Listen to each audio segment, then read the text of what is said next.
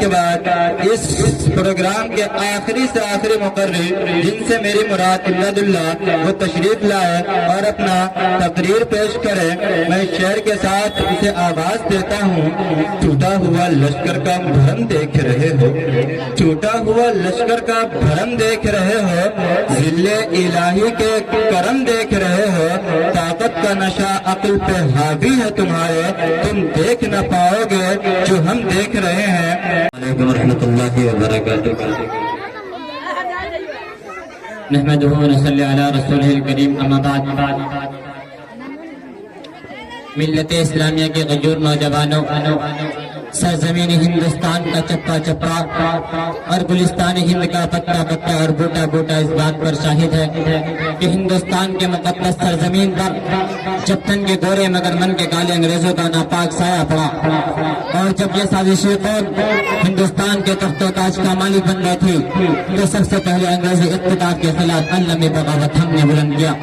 راستے کی قربت و دوری سے بے فکر، راہوں کے قطارات سے بے فکر ہو کر ملک کی آزادی کی تلاش میں ہم نے پھانسی کے پھندوں کو چوم کر منزل کا نشان پوچھا تو کبھی ملک کی آزادی کے لیے اپنے جسموں کو لہو لہان کرایا، آگ کے انگاروں میں جانا پسند کیا۔ دوستو اس آزادی کی خاطر برسر عدالت اور لقمہ آزادی سنائی تو مالٹا کی کوٹریوں کا اپنا وطن بنا۔ دوستو اس طرح صدیوں کی غلامی کے بعد ہماری قربانیوں کی بدولت ہمارا ملک ہندوستان انگریزی اقتدار سے آزاد ہوا ہے، اور ہم نے بہت سوچ سمجھ کر جمہوریت کا راستہ اختیار کیا ہے کہ مختلف مذاہب و ادیان اور نظریات و عقائد کے کروڑوں ہندوستانی آزادی کی حقیقی دولت سے سرفراز۔ لیکن دوستو آزادی کے بعد یوں ملے وطن کے لوگ ہم سے آزادی کے بعد جیسے کوئی بے حس باپ دوسری شادی کے بعد۔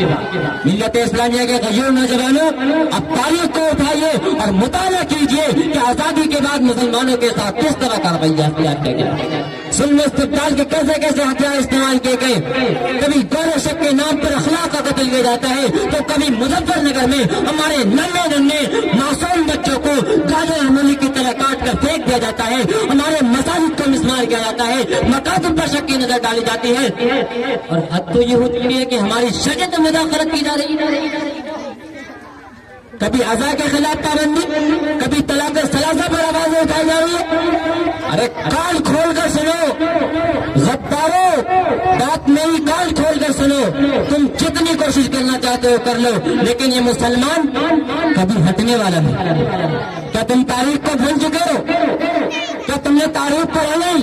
کیا تم نے تاریخ کو اٹھایا نہیں؟ ابوالکلام نے کیا کہا تھا؟ ابوالکلام نے 1923 کے جلسے سے مخاطب کرتے ہوئے فرمایا، اگر کوئی مجھے بڑا بڑا بڑا سے بڑا شخص آ کر یہ کہنے لگے کہ ابوالکلام ہندوستان کو آزادی کل ابھی مل جائے گی، لیکن شرط یہ ہے کہ تم ہندو مسلم پریم یکتا محبت کی باتیں کرنا چھوڑ دو، تو ابوالکلام نے کہا تھا ایسے آزادی کو میں لاپ مارتا ہوں، مجھے ہندوستان کے اندر پریم اور محبت چاہیے۔ ہم نے یہ ملک کو پیغام دیا ہے، لیکن یہ فرقہ پرست طاقتیں ہم کو آج بدنام کرنے پر لگی۔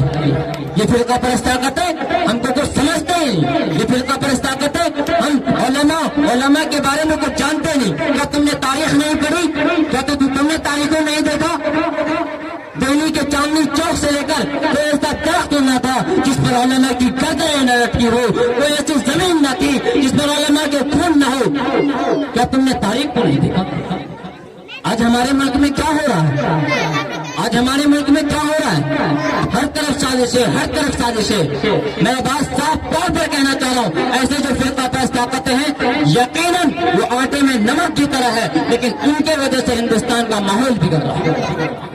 ہم تمام ہندو مسلم سکھ عیسائی بھائیوں کو چاہیے ایسے آستین کے سانپوں کو، ایسے زہریلے سانپوں کو کچل ڈالے اور ملک کی وبا کی فکر کرے اور ملک میں رہنے والے تمام باشندوں کی بھی حفاظت کریں گے۔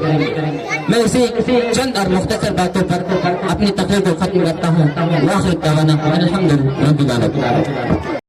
अल्हम्दुलिल्लाह। ये ऐसे मुकर्रिर थे, यूं महसूस हो रहा था कि बस कल तक अगर ये अपनी आवाज इस तरह बुलंद रखेंगे तो हम थकने के लिए तैयार नहीं रहेंगे। इनकी आवाज में वो जोर थी।